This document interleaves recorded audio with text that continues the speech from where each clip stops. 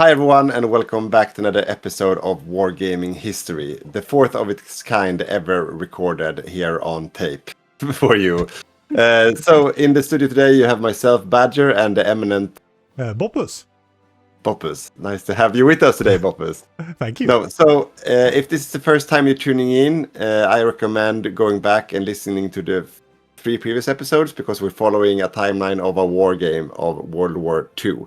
Yeah. So this is the fourth episode of its kind, like I said before, and at this one we're now aiming and looking at the Pacific Theater that you will talk about soon, Mr. Boppus. Yeah. So until this episode, what have happened? We have had a showdown in North Africa between Axis and Allies.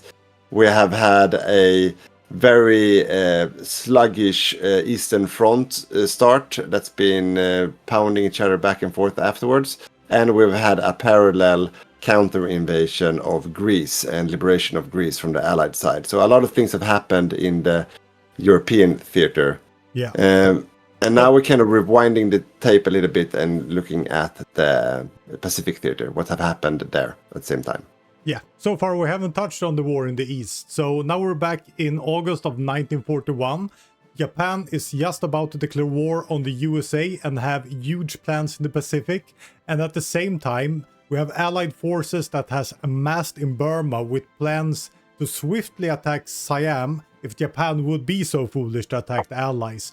So in this episode, we will see how all this unfolds and how this hugely impacts the whole alternative World War II scenario we have set up.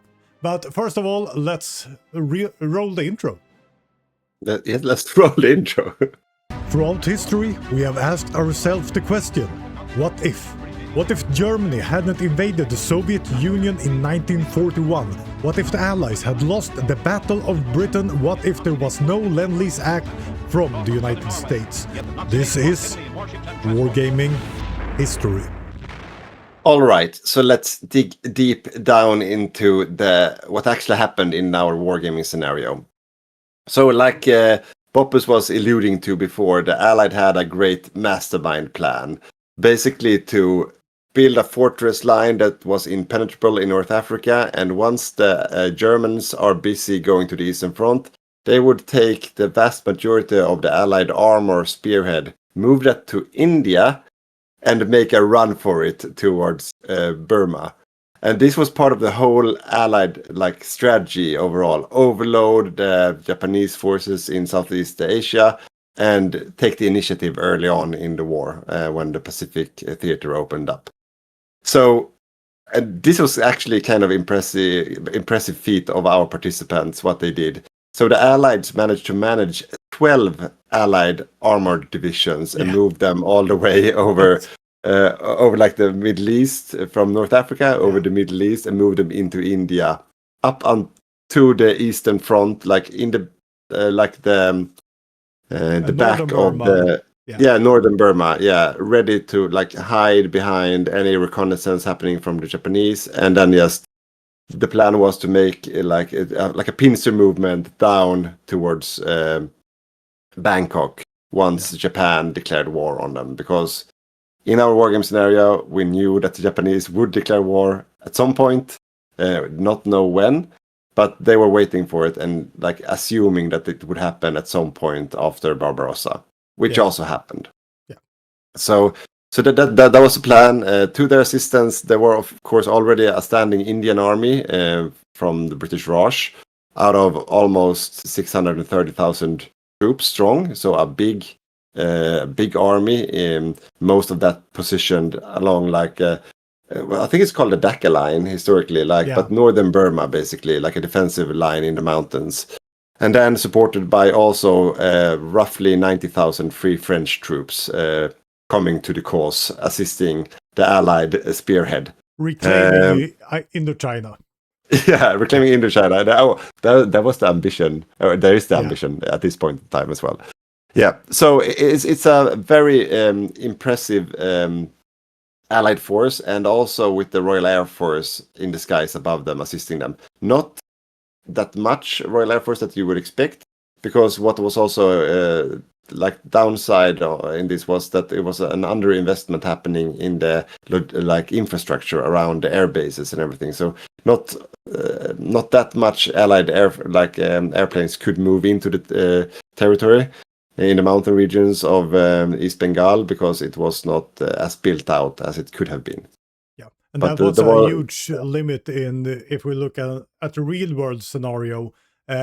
We didn't have these kind of numbers in Burma this early on in the war. It came later on with over 1 million men, I know, but the infrastructure in Burma limited a lot of possible operations from the British side in the reality. But here you said we lacked infrastructure, but it was way better than in reality.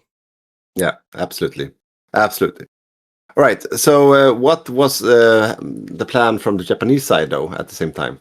Yeah, the Japan player was preparing something very different. They were not preparing to be invade. They were preparing a full-scale blitz campaign targeting Dutch East Indies, Malaya, Burma, Philippines. Sorry, and when you sorry, and when you meant the Japanese players, we mean the whole theater. We have several participants. Like in our wargame playing like not only Japan but also Manchuria and Siam in this case. So it's like a group of people doing this together. Conspiracy sphere had the plans to quickly capture a lot of the islands, also pushing down, taking Singapore, which is a huge strategical point, and the 30th, the last of August, is that the right way to say it? The war begins. Japan declares war on the Allies, and 1941. What did I say? 42? No, I don't think you said the year. 30th of August, the 30th of August, 1941. Yeah, the war begins. Japan declares war, and within weeks, the situation has changed dramatically from having Allied plans to quickly take Siam to seeing Singapore fall, Malaya fall, invasions against Sumatra underway, Borneo is attacked, and in Burma, Japan is actually making headways up to the rivers in like middle Burma. I'm not sure what the river is called. I should have looked that up, but that's something else. No one cares about the rivers in Burma. Yeah, rivers in Burma. But also like it's important to say like most of the territory that was gained from the Japanese was because there were no Allied defensive positions that far south either. Yeah. Most of the Allied positions were like hiding a bit north, like a bit inland. Yeah, in Burma. And the only thing that really fails is the attack on the Philippines, because the US has stationed a lot of troops in the Philippines. It's over 400,000 American troops, 20,000 Filipino troops. So the naval invasions into the Philippines, they are trying it, but they lose heavily and take heavy losses when they're trying to land on the Philippines. So this was the wet dream of MacArthur in reality, right? Yeah. To sack Philippines from the start. Yeah. Okay. So they make gains in every front except the Philippines. The Philippines remain as an American air base for a long period in this scenario. Yeah. Without spoiling too much, but it becomes basically the Philippines, and that was also the Allied war plan. If I have the Allied hat on here in this podcast, the plan from the US side was basically to make the Philippines into like a gigantic naval carrier, basically, so they could use that base as like a bridgehead into the whole theater and use the air bases and operate out of the Philippines. So that was the plan from the Allied side, and at the looks of it, initially it was very successful. Yeah. And going further to November 41, we have heavy fighting in Sumatra, Borneo. It has been months of rapid expansion. It starts to slow down a little bit, going into more of a grinding conflict. But here we have to bear in mind that this is 24th of November 1941. So it's before the actual Pearl Harbor event happened historically. So this is a much more rapid expansion, even if this would have started in December, much more rapid expansion than Japan pulled off in the real historical scenario. Yeah. And also, even you mentioned there was heavy fighting in Sumatra and Borneo. And Sumatra especially was very heavily defended also by the Allied troops. So there were both Australians up there fighting, and also the Dutch East Indies with the Dutch basically building a base in Batavia. I'm not sure if that's no. Sorry for ruining the geography. Is it Java? Is that the one going upwards and Sumatra the one in the bottom, or is it the other way around? Sumatra is the high and Java is the bottom one. And to make Java this even more horrible, I think this will be mirrored. Okay. So I think Sumatra was not as heavily defended as Java, but I think Batavia, the capital of Dutch East Indies, is Java, and that was where most of the Dutch units divisions were positioned. Yeah. So maybe we can add some graphics here or a map here. Cue in a map on the screen. We'll throw in a map, probably. Yeah. So we're here. Japan has expanded rapidly. How is this possible? How is the Navy situation looking now in late 1942? Or 41? Yeah, okay.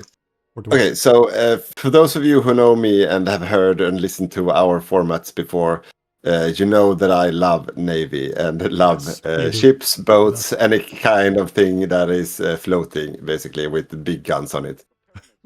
So basically what happened in our wargame scenario was that, of course, the Pacific Theater there's a lot of ocean in the Pacific Theater, and I don't think that can be understated in any way. So what kind of doctrinal decisions you make and the build-up of your navy will have a pivotal role in the success in the Pacific Theater in general. Both from all perspectives, basically. If you cut off at sea, it will become more or less impossible to operate at all between all the islands with supplies and logistics, and war. And World War II, as any other war, is basically, it's a big logistical nightmare, and if you can't run the logistics, you can't really fight the war. War is people tend to think about battles as being the determining thing. That's where you win or lose, but that's basically not it. It's more about equipment and logistics and all the boring stuff, the math. That's basically who wins or loses a war at the end of it. The guy supplying ice cream. Yeah, exactly. Troops was the one winning the war. Yeah. So, and that's also very true in our wargaming scenario. So both sides have thought about this quite a bit, of how to set them up for success from a naval perspective. And there are, I'm not going to bore you with all the details, and I'm not going to run through it, but I'm going to give you like a high-level pitch what both sides intended to do and what they did.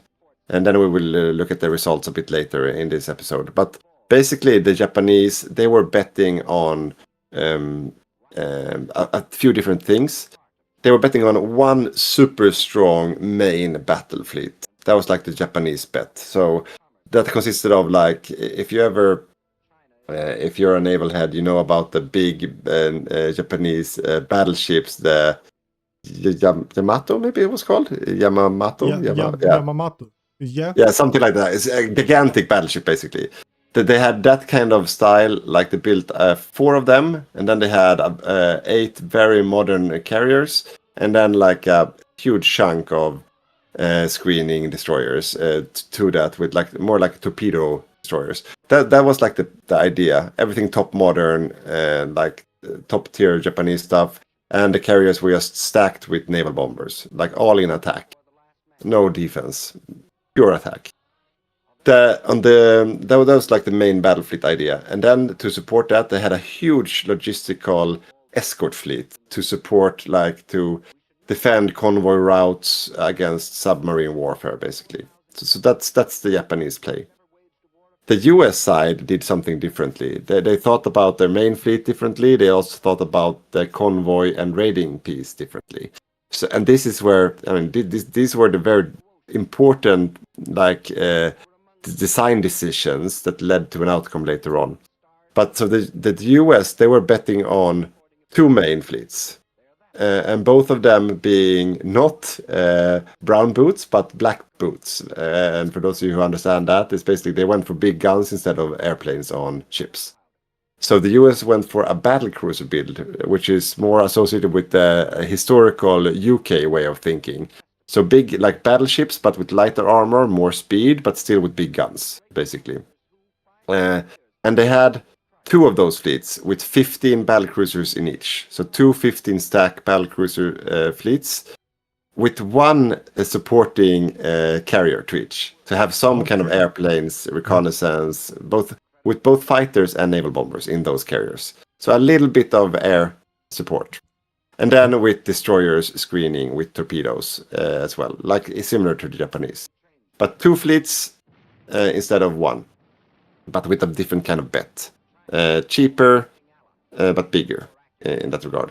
But here's the interesting part. So the US went not for a submarine raiding strategy, but they went for a surface destroyer raiding strategy.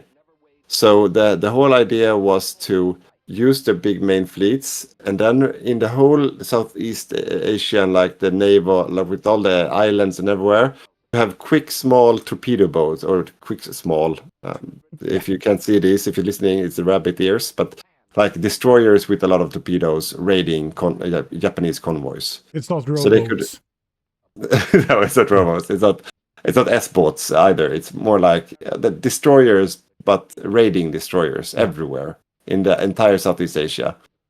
So, which would then, from a rock, scissors, papers perspective, this would be the nightmare of the Japanese, because they were betting on fighting off submarines, not fighting off surface vessels. Oh. So it's a very different kind of beast that they're facing. So so the US, they are betting on having destroyers being able to fight off the defending the Japanese destroyers, and at the same time shoot down and sink convoys. So it's like a rock paper scissors kind of thing, and that where the US have a clear upside on the raiding piece, but then it's anyone's game or anyone's guess on the main fleets. Yeah. So that's the premise of the whole war. And what happens at the start of the war is basically that no one dares to make a fight. Both are avoiding each other. The Japanese are looking for the US fleets, but the US fleets are basically on the east coast and the west coast, just sitting it out. Okay, so the main reason that Japan could expand so quickly was not because of, perhaps was because of naval superiority, but also because of a cautious strategy from the US. Very cautious strategy from the US. They're having like a wait and see kind of play. Then they're sending out a lot of destroyers to start engaging the convoy routes of the Japanese, but they're avoiding a main confrontation until they know more, basically. Yeah. So they're analyzing and like doing like the dirty work instead. Yeah, and that's not an uncommon strategy, because navies are hugely expensive, and one naval battle going the wrong way could set the pace for the war for a half a year, 2 years coming. So absolutely, yeah. So now I promised not to bore you out with too much Navy, but now I did anyways. So sorry for that, but I mean, we were in the Pacific. That's the naval showdown of naval showdowns. But I told Badger you can have 5 minutes for this segment. We're up to 8, but I think it's fine. It's fine. Okay, that's fine. But just to recoup where we are, we had a lot of tanks, allied tanks in Burma. Still, Japan could push up a little bit because they weren't as daring and aggressive as they were planning. Japan has also taken a lot of the islands, fighting in other islands like Sumatra, Borneo, but the Philippines holds. And I think in March 42, the Allies are trying to break the stalemate that occurred after a while in the Burma line. Yeah, correct. So it was the Free French troops. You remember I talked about the Free French, 90,000 of them. Most of those 90,000 Free French, they wanted some eternal glory, beating to the Marseillaise, and like we can't just watch this because and just to your point, what happened was that this was an Allied tactical mistake probably. They let the Japanese come up to the mountain line, which was a very good defensive posture of the Allies in Burma. But it was like a nightmare for those 12 Allied armor divisions to spearhead the Japanese. So even though the Allied had a huge advantage in terms of, heavy units or heavy divisions, they couldn't really use it thanks to the most terrifying terrain type of all, mountain jungle everywhere. So they couldn't really use that advantage. It should have been wrong theater for all that armor. But I would say that the armor has a place in Southeast Asia, but not in Burma. But there's a lot of planes... And not in the mountain jungle in Burma. No, but if we go down at Siam, today's Thailand, there are quite a lot of provinces that are more flat and absolutely suitable for armored conflict. So that was a bad use of a lot of Allied advantage, basically. And also that it wasn't helped with Japanese air superiority as well, because remember the logistical side, there were no air bases or not enough air bases on the Allied side, so the Japanese actually had local air superiority as well. Yeah. But so the Allies tried to undo this Gordian knot and kind of like make the stalemate, like do something about the stalemate in the mountains. So the Free French with eternal glory invades Rangoon in the back of the entire Japanese and Siamese army. And they get some early momentum, right? Like they push up a bit, they expand, like make a proper bridgehead. More troops are arriving to support them. Still the Free French. It's not a good ending to that story from an Allied perspective. No, it was a good invasion. The East Asian co-conspiracy. I can't say that. No, don't say it. We say the Japanese. They didn't have enough forces to defend Rangoon, so as you said, they could take Rangoon and start expanding to get some depth to this holding, but the Japanese could quickly reinforce and push out this invasion. So just after like 1 month, I think they land in March 42, 13th of March. In April, this is kicked out and Japan controls entirety of the southern part of Burma. And with this, the stalemate continues, and just a couple of months later, in July 1942, Dutch East Indies fell completely, collapsing in Sumatra, Java, all these islands controlled by the Dutch in the Pacific. And we have some naval battles continuing during this period, but to my knowledge, nothing huge happens here. Japan maintains control of the part of Pacific that they want to expand in. All right, but at the same time as this is happening, it's also important to say, if we rewind the tape a little bit, a few months back, in the beginning of 42, since there was a stalemate on in the mountain line, the jungle mountain line, with all the Allied armored spearheads, the Allied High Command also decides to pull back half of that army to North Africa, because the UK are having success in Greece and start to liberate Athens.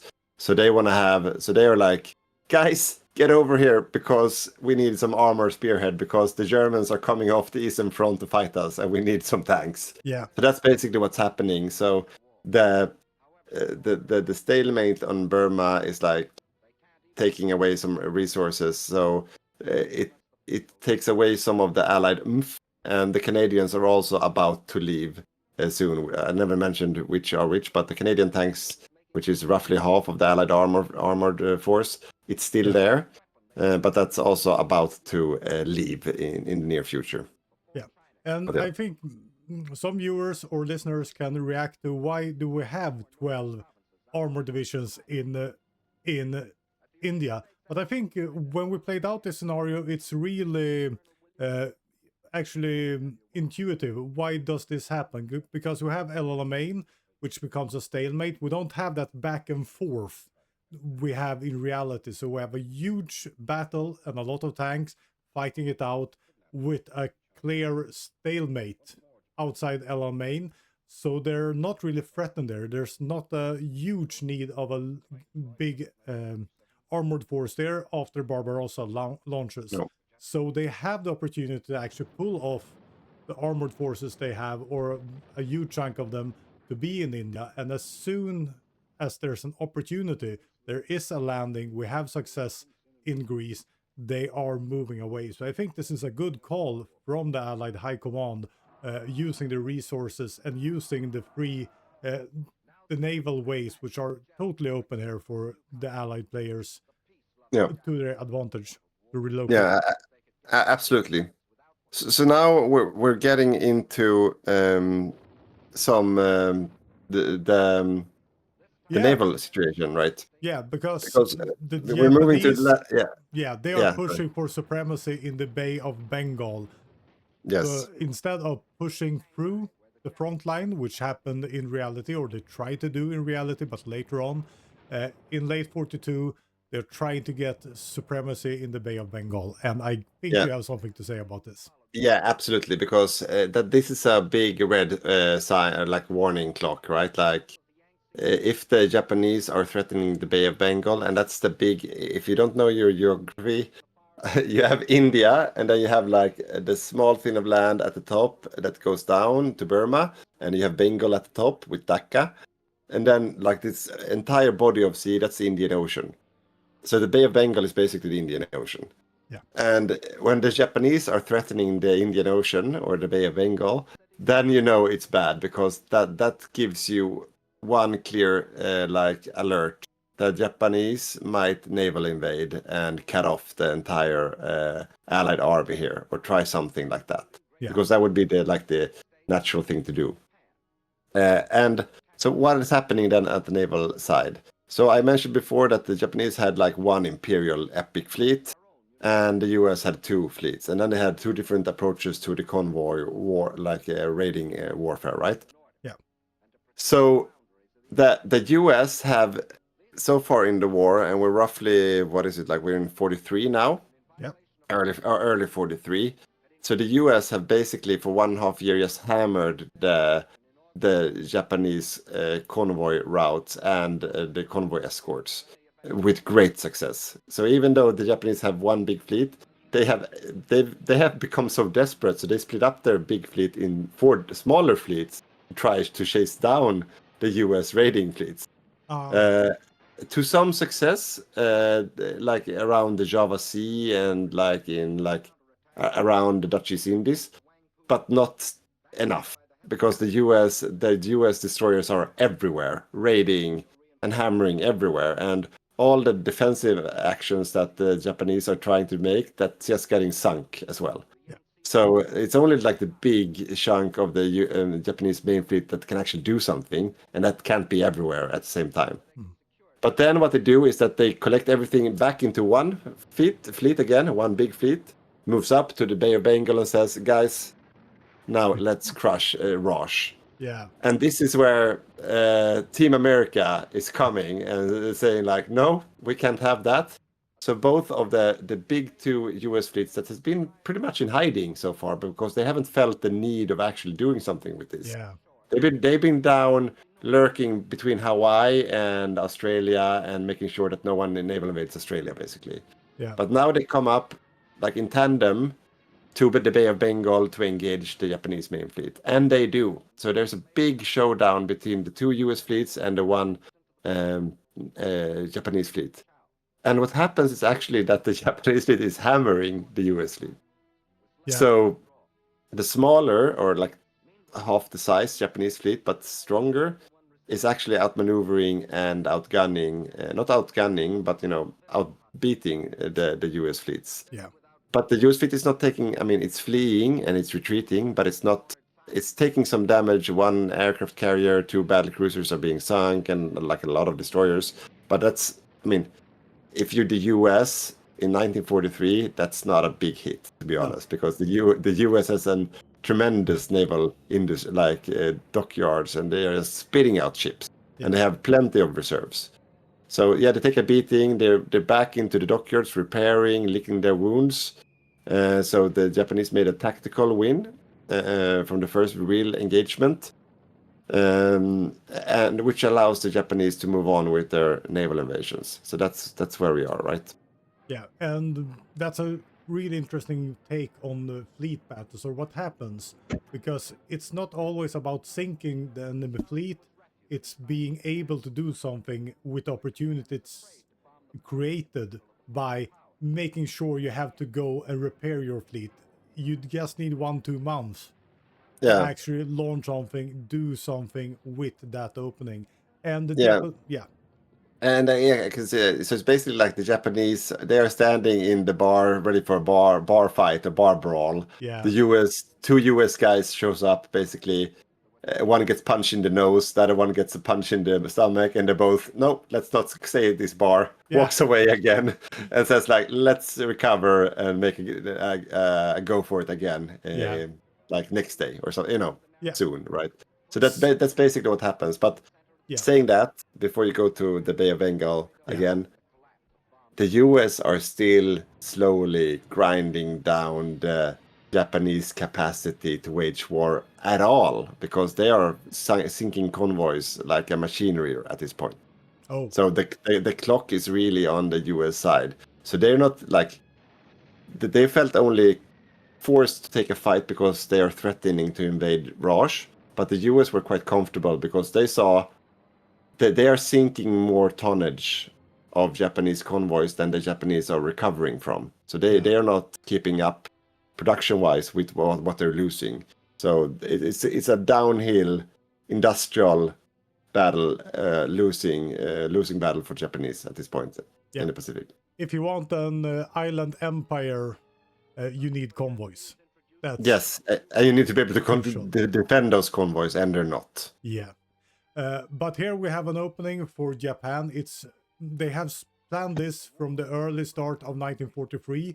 So moving in troops, preparing naval invasions to Calcutta. I think it's called Kolkata now, but let's go with the 1940 version, Calcutta. So they are planning a naval invasion of Calcutta. And it's based out of Rangoon, right? It's based out of Rangoon, so West Bengal. There are planning to make a huge offensive in northern Burma, East Bengal. So they're planning a simultaneous attack on the front lines while attacking Calcutta in the back to strike out the capacity to bring supplies to the army.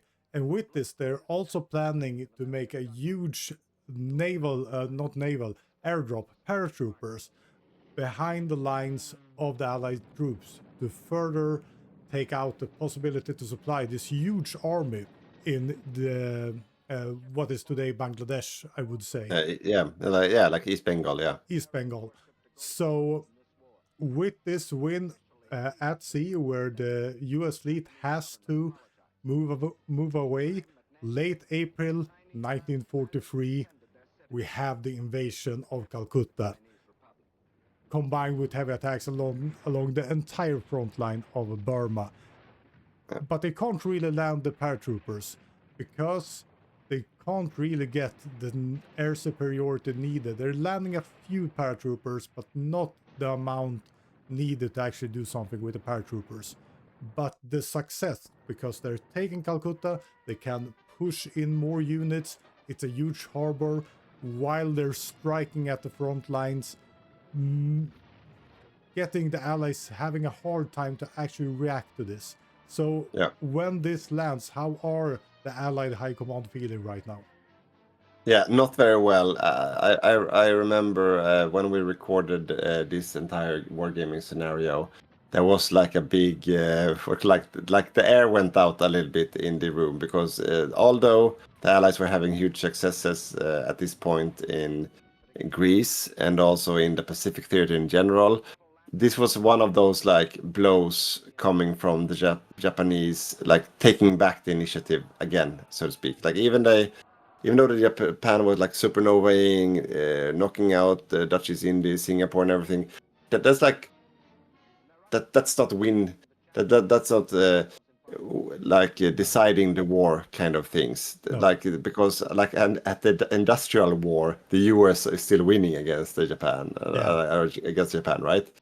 Because they can't wage that war if they're out of convoys, basically. No. So they feel like the clock is on the Allied side, but this is one of the moves that really puts Japan potentially back in the driver's seat of the entire theater. And with the entire army, Allied army that's left in East Bengal, which is pretty much the entire Indian army, and some also Allied armor is still there. Not that much, but still a little bit. We have a total of 860,000 Allied troops. In East Bengal. Yeah. And that entire army is now being cut off. Because there's still one harbor south of Dhaka that's in the Allied control. But remember, they can't really flee out of it, even though if they tried, because the waters outside are controlled by the Japanese at this point. So it's a very daring thing to try to move that big of an army out while the waters are being like controlled by Japanese Zeros and destroyers and everything. Yeah, because what's happening now is that the Japanese troops are pushing out of Calcutta, cutting off the entire front line, pushing out to the mountains. While we have the hammer and an anvil created with the entire army in the middle. And they are trying to hold on to the harbor, perhaps to make some kind of a Dunkirk style evacuation. But as you said, firstly, they have a huge problem holding the harbor. Secondly, they have troops scattered all around East Bengal. And the third thing, we have the Imperial Japanese Navy outside the harbor. Yeah, so the right now it looks extremely dire for India or British Raj, right? And I mean, even though the theater as a whole is like Allied advantage, right now it looks like this could turn the tide for Japan, for the Japanese, right? And so in May 1943, so just a month later, the entire army is encircled except that one harbor, which is blocked by the Imperial Navy.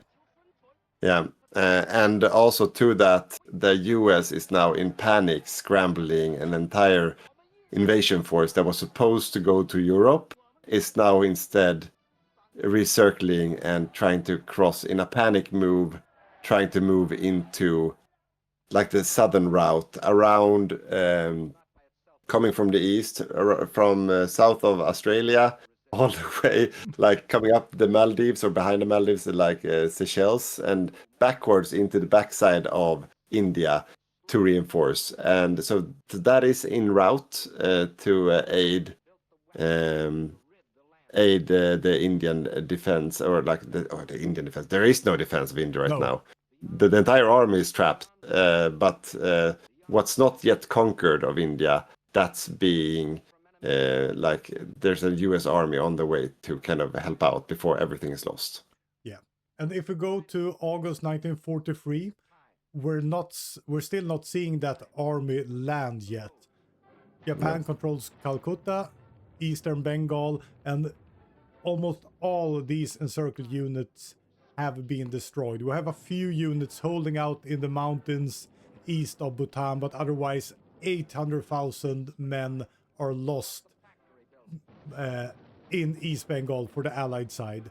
So the only two points of light here in the Pacific for the Allies are that the US are still holding the Philippines and we have some kind of reinforcing army coming, but they're Yeah. too late to save 800,000 men in the east of Bengal. They are gone. Yeah.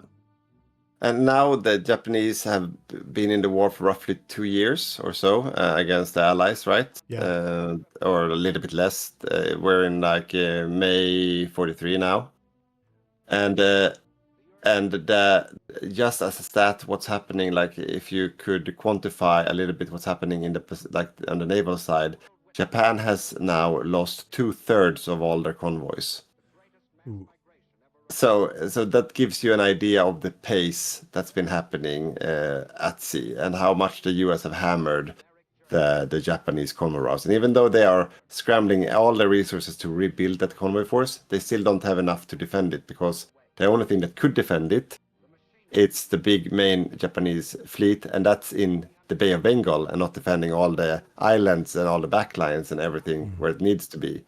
So this kind of like so the Japanese, they are like extending their neck out to do something, which they are successfully, but they're also sacrificing a lot to do that. Yeah. So that's what's happening on the backside of this. So yeah, there's one more point of light in the Allied story. That's what I'm hearing from you. Yeah, and I can also say there were discussions in the Allied High Command: are we abandoning India? Yeah. That was also what I was hearing at that point. The participants in the war game, they were discussing frantically, like, is it worth even trying to save India at this point? Because we still think we're winning, even though it's a really heavy blow for the Allies if they would lose that encircled army. Yeah, and I guess most of you watching this are so into history, you understand that India isn't whatever colony. It's not like Nigeria or what have you, Mali. No offense to Mali or Nigeria this time. But Just saying random colonies now. Okay. India is the crown jewel. I think they had a population of 320 million at this time. It's not an industrial powerhouse. It's not. I mean, it's not even really right to say it's a colony. It's more like a dominion state or something like that. It's more like part of the Commonwealth, or it's the crown jewel of the British Empire. This is a huge thing. It's not like any other colony. This is the colony to conquer. Yeah. No, absolutely. Yeah. So I think that's where we're gonna end this off with this cliffhanger scenario, right? Yeah. So very few Allied troops in India, 800,000 men killed from the Allied side. We have a stranglehold. What? Killed? Oh, okay. I don't think we said that they were killed. Okay. They were encircled, right? No, encircled. They were. No. We have said not killed, perhaps, but they're encircled and they're incapacitated. They're out. Yes. Yeah. They're trapped. Yeah, they didn't kill everyone. No, it's not trapped. They are encircled and out. And done for. Oh, okay. Then I mean, killed. Okay, they are casualties of war. That entire. They are casualties. Yeah, that was the word. Okay. So sorry, I missed that point. I thought we were gonna save that to next episode. Then okay. So the so the entire pocket is actually cleaned up. That's what you're saying. Yeah, and we have a thin line of defense in India. We have troops with with the US troops en route. Yeah. En route. Yeah. Yeah.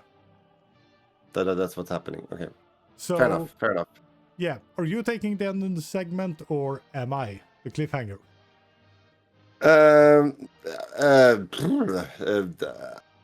Yeah. So I'll take it. You do it. You'll do it. So as we know from the previous episodes, we have the Allies taking a foothold in Greece, taking out a significant part of the Italian army, and the Allies did fend off a huge assault of Egypt in 1941. In the Soviet Union, the Axis are pressing hard, even though the Allied managed to take Greece and are threatening the Balkans from the south. So, the south. The north.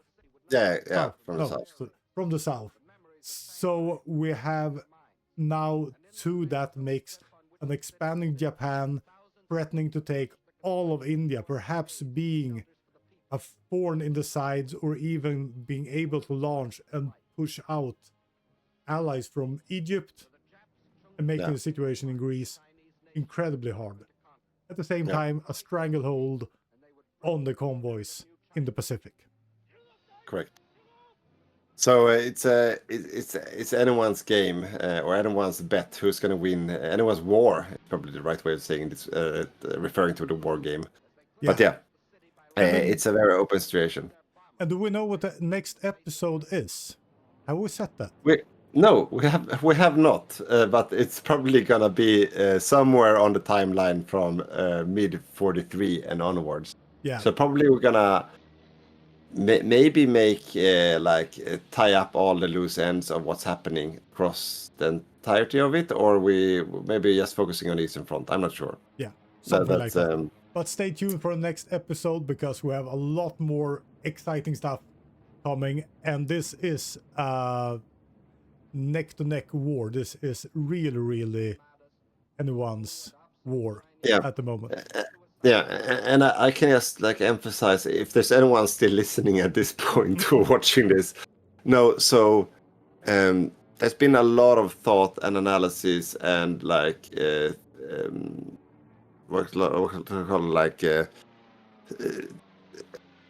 thinking about how to play this and redo World War II in the favor of the participants, right? So of course, the participants in the war game going in to play, taking on the roles of Japan, Manchuria, and Siam, they knew about what happened in reality, right? Then they had that hindsight when they did this, but still they managed to, I was gonna say, fuck it up, but they still managed to pull some really impressive stuff off, even though they lost, they made a design flaw and betted on the wrong horse in terms of defending their convoys.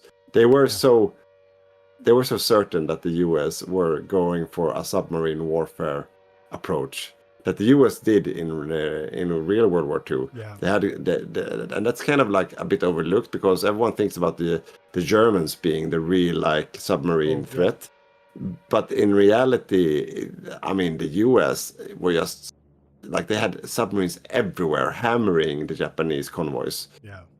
But now the US went for a surface raiding build or strategy instead, which took the Japanese completely off guard. Yeah. Completely. So that was very super interesting, and they didn't really react to it in time. So they became even more desperate just to do something before they know they were on the clock suddenly, right? Yeah. So we're running out of time, but I just have to comment on this, because as you said, war is a battle of logistics in most cases. And in the Pacific, in the real world scenario in history, as you said, the Allied submarines, the US submarines, totally hammered down the convoy capacity of the Japanese army. The only thing making the Japanese a hard enemy on these islands were that they were fighting without supplies. If you look at the rations for a Japanese soldier and the rations for I think I saw somewhere down to 300 calories a day for a Japanese soldier holding out on an island, and the rest just take it out of your own storage if you have any, or the Japanese started to use they started to use submarines for as convoys, right? For giving food to the armies, and you can't store that much food in a submarine to send off to some tropical island for a couple of divisions trapped there, right? So the Japanese didn't get the ice cream. Yeah. Is it time to round off? Yeah, I think it's time to round off. We have some exciting episodes in front of us, at least one, maybe 2 or 3. Let's see. I think we're at 7, so... Oh, okay, wow, okay, so sorry. I have a plan at least. You're not in on it. No, I mean, there's plenty of stuff left to cover, I agree. Yeah, I agree. We're gonna go through the economy side of the war also. That's right, a macro analysis. I'm looking forward to that one. Yeah. All right. Let's so thank you so much for tuning in. We hope you like the format, and comment if you want. Next time. if you have anything to comment on, and Yeah. we will respond in time. Yeah. All right. So until next time. See you guys.